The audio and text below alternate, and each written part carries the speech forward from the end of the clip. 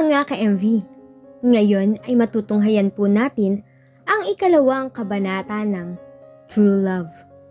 Pero bago nating simulan ang ating storya, ay paki-like at share po sana ng ating video. Paki-click din ang subscribe button at bell icon para lagi kayong updated sa mga parating ko pang uploads. Sarah, bakit parang lagi kang nakatingin kay Ann? Puna ni Grace sa kanya. O magsisimula na tayo para mapadali ang pagpili ng mga dapat na bigyan natin ay maghati-hati tayo ng mga iskinitang papasukin. Pagkatapos ay dito tayo sa pwestong ito babalik at dito rin tayo susunduin ng van mamaya pagbalik ng kumbento. Paliwanag ni Sister Myrna. Sister Myrna, pwede ho ba akong magpunta sa iskinitang yun? Tanong ni Ann habang nakaturo sa direksyon ng iskinita. O sige, ikaw ang bahala. Biglang kumabog ang kanyang dibdib. Para bang itinakda talaga silang magkita muli ni Robin. Sinimulan niya na ang pagbabahay-bahay. Hindi rin nagtagal ay narating na niya ang lugar ni na Robin at Marinette. Kabang-kaba siya habang kinakatok ang pintuan. Pagbukas ng pinto ay isang dalagita ang sumalubong sa kanya. Magandang umaga ho. Nasaan ho ang may bahay? Ang inay po ay nasa palengke. Dito po ba nakatira si Robin at Marinette? Hindi ko po kilala yun. Sandali lang at tatawagin ko ang ate ko. Tumalikod sa kanya ang babae. Pagkatapos ay isang marungis na babae din ang humarap sa kanya at may bitbit pa itong sanggol. Sabi ng kapatid ko may tinatanong ka raw. Kami po ay mga social worker. Galing sa kumbento. Narito kami upang magbigay ng konting tulong para sa inyo. Naitanong ko rin po sa inyong kapatid kung nasaan yung dating nakatira dito. Si Robin, yung bata ni Totoy Boy Siga. Sa amin nila ibinenta tong tinitirhan nila. Ang balita ko ay big time na siya. Nalungkot si Ann sa sinabi ng babae. Hindi pala tinupad ni Robin ang pangako nitong paggawa ng mabuti at talikuran ang masama nitong gawain noon. Alam mo ba kung saan siya matatagpuan? Naku miss, hindi ko alam kung nasaan na siya ngayon. Pero baka naman pwede mong ibigay yung tulong na sinasabi mo sa akin kanina.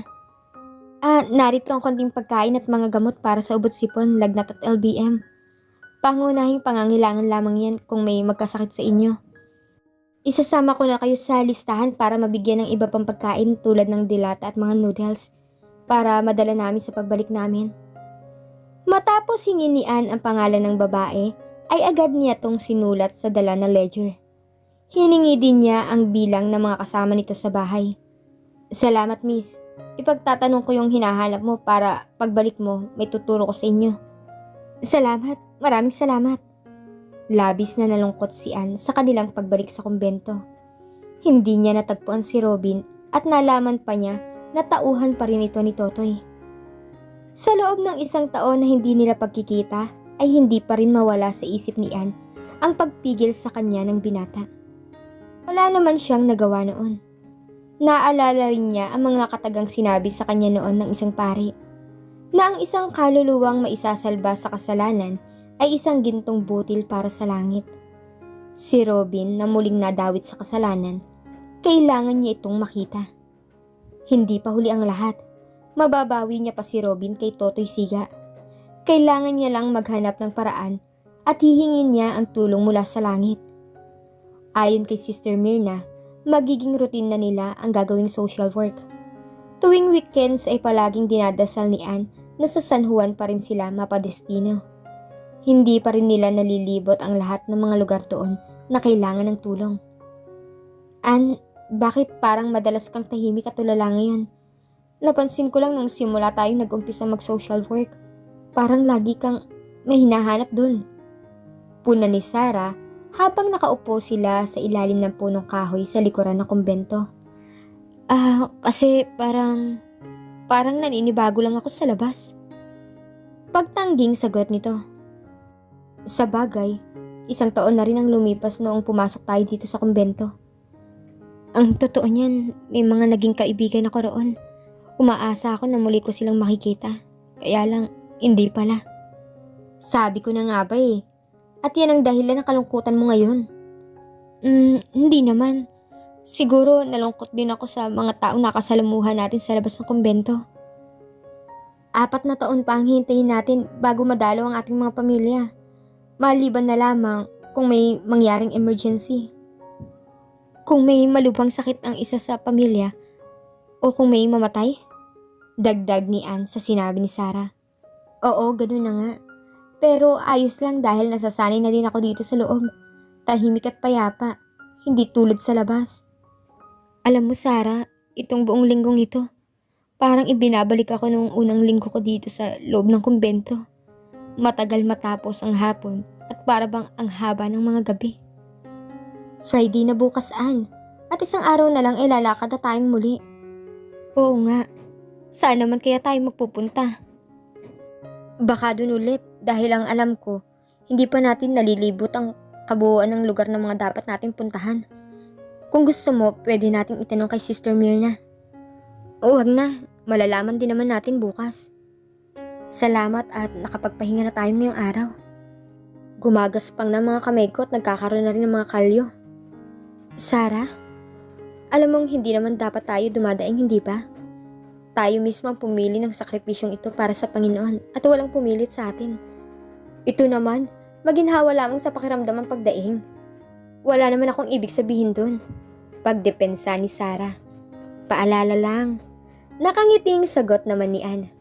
Nako, kailangan nga pala nating mamlansya ngayon. Halika na Ann para matapos natin agad bago mag-Angelus. Tumayo na ang dalawa at dumiretso sa laundry room. Nagtulungan ang dalawa sa pamamlansya at natapos naman bago pa mag-Angelus. Umaga na ng Sabado at nakahanda na ang lahat. Hinihintay na lang nila ang utos galing kay Sister Myrna. Napakatigas ata ng almirol ng uniforme natin, sabi ni Grace sabay hagod sa lampas tuhod na puting bestida na may mahabang manggas at saradong neckline. Pinatungan naman yun ng isang light blue na parang isang apron. Mabuti na yan para madaling labhan. Ang sabi rin ni Sister Marisa ay mas presko to kung mas matigas ang pagkakagawa. Paliwanag ni Jennifer. Sana nga may belo na rin tayo sa ulo para hindi masyadong mainitan ng araw ang ating mga buhok, sabi ni Grace. Natigil naman ang mga usapan nang dumating si Sister Myrna. Handa na ba kayo mga iha? Katulad pa rin noong last week ang ating groupings. Paglabas ni na Sister Marisa ay aalis na din tayo kaagad. Nagbigay na ng mga instructions si Sister Myrna. Tahimik lamang si Ann sa buong biyahe papuntang San Juan. Ang lahat ay masigla at nagkakasiyahan. Samantalang siya naman ay nakadungaw lamang sa bintana. Hanggang marating nila ang kanilang meeting place ay iniisip pa rin nito ang kalagayan ni Robin, pati na rin ng kapatid na si Marinette. Simula dito ay itutuloy na ninyo kung saan kayo huling tumigil, bilin ni Sister Myrna. Ngayon ay dalawahan na sila sa paglakad sa mga eskinita. Ang kanila kasing pupuntahan ay mga liblib at ilang mga nasa ilalim ng barong-barong. Sabi ni Sister Myrna ay mas mabuti na ang nag-iingat. Pinili pa ni Ann na sa eskinita ni na Robin sila dumaan kahit na mayroon namang shortcut sa kanilang pupuntahan. Nagbabaka sakali pa rin siyang muling makita ang babaeng nakausap niya noon at makibalita tungkol sa magkapatid. Mabilis ang mga hakbang ni Ann. Nilagpasan nila ang tindahan na maraming mga babae at lalaki ang naroroon. Hoy miss, sandali! Hoy, sandali! Sigaw ng tao sa kanilang likuran at agad namang huminto si Grace. Bakit ka huminto? Tayo yata yung tinatawag nila Ann. Gustong gusto na niyang makarating agad sa barong-barong. Pero kahit na magmamadali tayo ay miss pa rin tayo. Nasanay ka lang na ihang tawag sa atin. O ayan na yung tumatawag sa atin. Sandali lang, parang nakikilala kita. Sabi ng babae habang titig na titig kay Ann. Napatitig na rin si Ann sa kanya at bigla nitong nakilala ang babae. Marinette, ikaw ba yan? Ikaw na ba yan? Ann? Sabi ko na nga ba ikaw yan?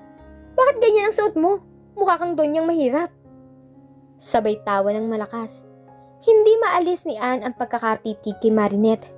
Iba na kasi ang itsura nito. At kung manamit ay hapit na hapit ang suot na palda. At parang bara na lamang ang pangitaas nito. Ang muka ay puno ng makapal na kolorete at ang mga buhok ay magulo. Hindi mo masasabing 16 anyos pa lamang ito. Hindi ito ang Marinette noon na totomboy-tomboy at labis niyang kinagigiliwan noon. Marinette, anong nangyari sa'yo? Malungkot na tanong nito. Eto, nagtatrabaho ako sa beer house. Kailangan ko kasi mabuhay eh. Ikaw, ganyan na ba ang suot ng mga magmamadre ngayon? Oo. Nasa pagsasanay pa rin kami. Kumusta na siya? Napansin ni Marinette ang lungkot sa mukha ni Anne. Sige, lumakad na kayo. Napadaan lang naman ako para maningil ng bayad sa upa ng dati namin tinitirhan. Pero ang sabi niya, nabili na daw yun sa inyo. Mukhang nanggaling ka na pala dito. Huwag kang maniniwala sa mayabang na yun. Umuupa lang sila ng 300 sa isang buwan. Sige na Ann, mauuna na ako at hinihintay na ako ng boyfriend ko sa kabilang kanto. Nagmamadaling tumakbo papalayo si Marinette na para bang hinahabol ng kung ano. Marinette, sandali lang! Tinawag pa niya ito, ngunit hindi na siya nilingon at tuluyan nang nawala si Marinette sa kanyang paningin. Sino ba yun? Tanong ni Grace. Isa siyang matalik na kaibigan, ngunit malaki ang kanyang pinagbago. At kasalanan ko yun. Mahinang sabi ni Anne. Kasalanan mo? Anong kasalanan? Oo, wala Grace.